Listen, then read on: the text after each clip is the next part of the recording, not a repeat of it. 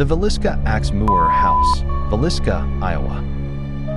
On the night between June 9th and 10th, 1912, 8 people, Josiah and Sarah Moore, their 4 children, and 2 young overnight guests, were brutally murdered in their home. The weapon?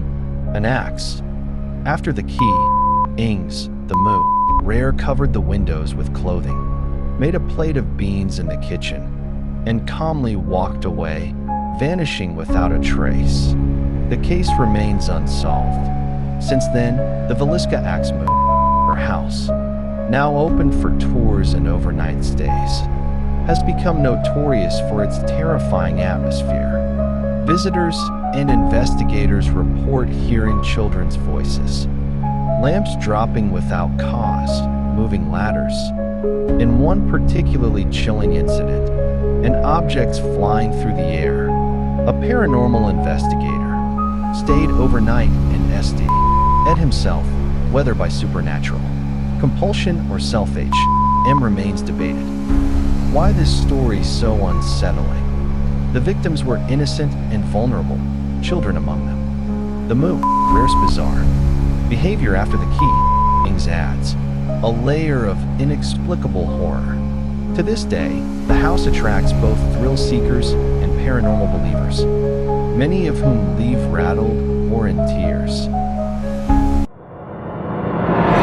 The Cecil Hotel in downtown Los Angeles has a long, grim history tied to crime, tragedy, and unexplained DTHS.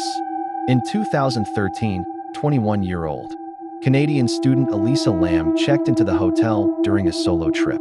Weeks later, she vanished.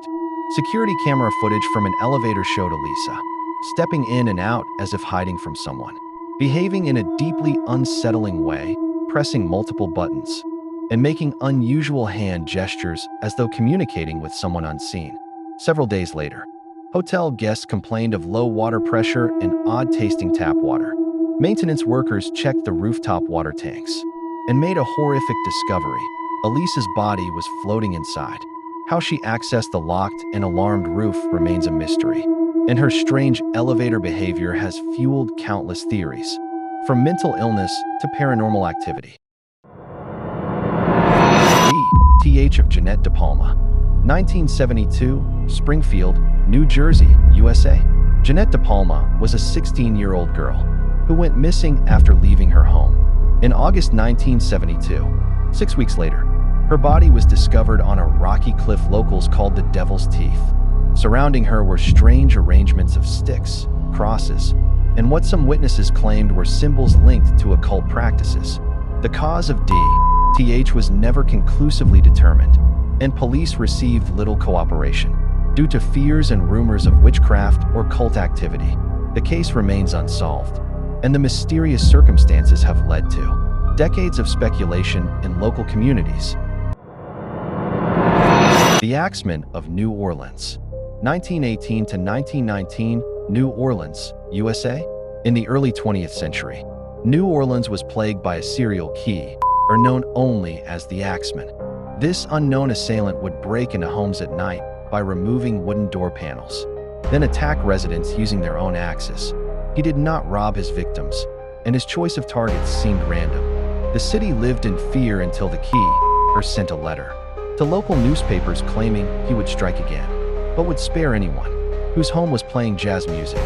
On that night, jazz filled the streets, and no murders occurred. The Axeman was never caught, and his true identity remains one of America's oldest unsolved mysteries. The final days of Anneliese Michel. In 1970s Germany, 23-year-old Anneliese Michel began seeing terrifying visions and reacting violently to religious objects. Doctors said it was epilepsy, but her family believed something evil had taken hold of her. 2 priests were called in, performing 67 exorcism sessions over 10 months.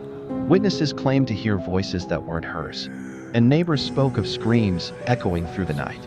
On July 1st, 1976, Anneliese died of malnutrition.